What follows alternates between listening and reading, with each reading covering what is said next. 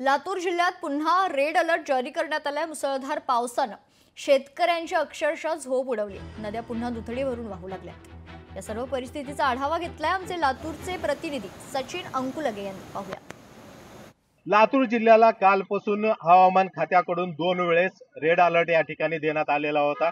त्यामुळे रात्रीपासूनच लातूर जिल्ह्यामध्ये जे आहे ती मुसळधार पावसाची हजेरी या ठिकाणी पाहायला मिळते। त्यामुळे लातूर जिल्ह्यामध्ये कालपासूनच पावसाचा जोर जो आहे तो या ठिकाणी कायम आहे। त्यामुळे लातूर जिल्ह्यातील मांजरा, तेरणा, रेणा आणि तावरजा या नद्यांना जी आहे ती पूर परिस्थिती या ठिकाणी आपल्याला पाहायला मिळते।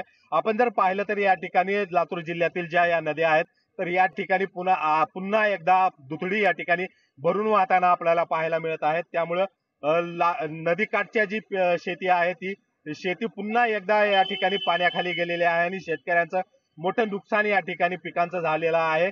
जर पाहायला गेलं तर एकंदरीतच जिल्ह्यातील अनेक भागात जे आहे ते अतिमुसळधार पाऊस या ठिकाणी कोसळलेला आहे आणि त्यामुळे लातूर जिल्ह्यामधील अनेक रस्ते जे आहेत ते पाण्याखाली गेलेले आहेत आणि त्यामुळं अनेक रस्त्यावरची जी आहे ती वाहतूक या ठिकाणी बंद झालेली या ठिकाणी पाहायला मिळत आहे।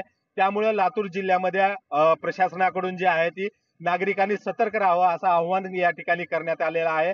विनाकारण नागरिकांनी जे आहे ते बाहेर पडू नये, काम असलं तरच बाहेर पडावं आणि आपलं सतर्क राहावं असं आव्हान प्रशासनाकडून करण्यात आलेलं आहे।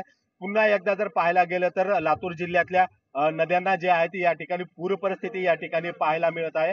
लातूर जिल्ह्यामध्ये पावसाचा जोर अजून कायमच आहे। त्यामुळे आणखीन अतिवृष्टी होण्याचा अंदाज जे आहे ते हवामान खात्याकडून या ठिकाणी वर्तवण्यात आलेला आहे। सचिन अंकुलगे, लोकशाही मराठी, लातूर।